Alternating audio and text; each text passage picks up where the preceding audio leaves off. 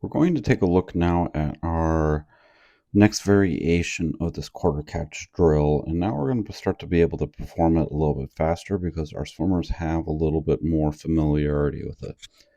In this version of the drill, we're going to kind of keep the same pieces of equipment, but what we're going to ask the swimmer to be able to do is perform the movements a little bit faster. So we're going to take a look first here at the right arm. Again, some of those key basics are we want to kind of see a hinge movement here from the elbow.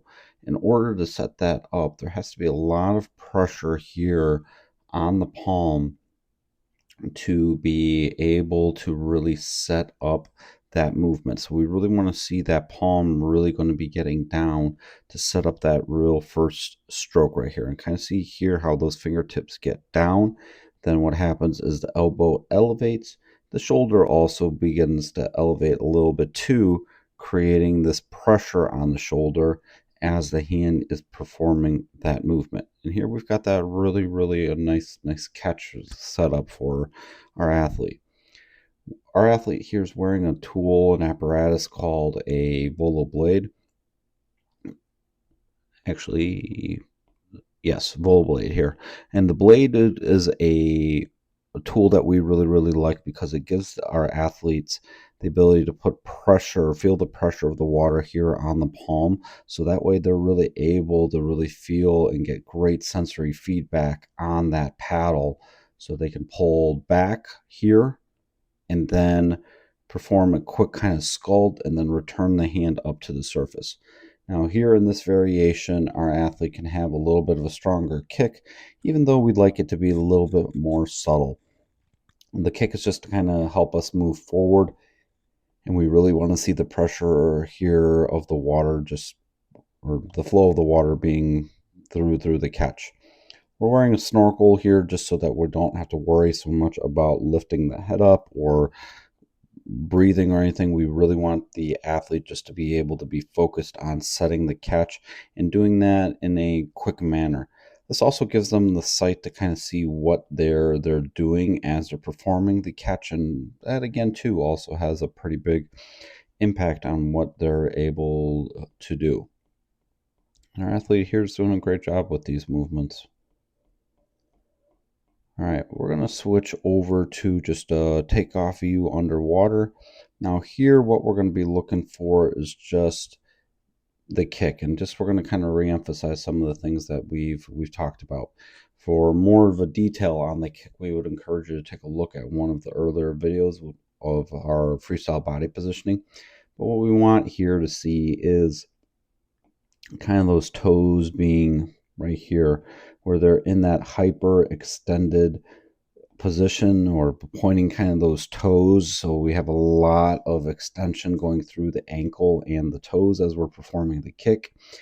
We also want to see that the feet are staying up here at the surface, so that way there's white water being generated as that kick is being performed.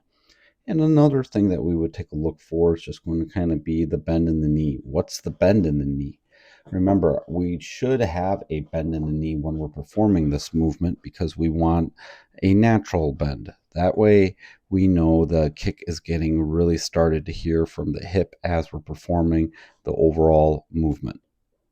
Taking a look here at that return view, just another perspective. We like seeing here that the kick is going nice and everything's staying up at the surface.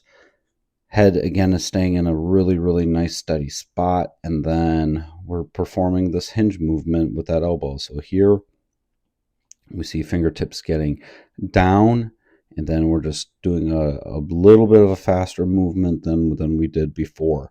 So kind of what we want the cue to be, as soon as that hand is up, that next hand here is already starting to get downward. So it's kind of almost like it's another name for this could be like a doggy paddle type drill. So we just want to keep those arms really moving. Fingertips get down, and then we push the water back, return the hand then to go forward, and then we're going to reset the hand on the other side. Now what we've been waiting for, going underwater here to take a look at what's going on.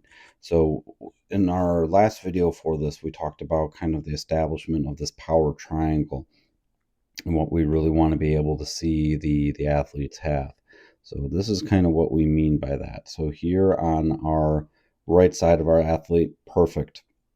Hands are along the side of the body, not too far in, not too far out, just right along the side. The hands kind of right under that armpit. So that's a really, really good job here by our athlete. Hand then's going to return to go up, and then we want to take a look then at that next side. Now here we have a little bit of variation from our in comparison to our other side.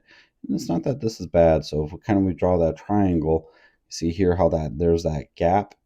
What we would kind of want to tell the athlete is, all right, we've got to draw that hand in just a little bit more here so that it's a little bit more under the body. And again, it's not that that's bad. This is actually not bad for athletes, but just again, as you're starting to think about wanting to elevate and do some of those more of those little things better, something like that absolutely will start to begin to matter. Return the hand up again to being right in front of the shoulder. Perfect job here. We also take a look at the kick, that the legs are not kicking too deep under the body here.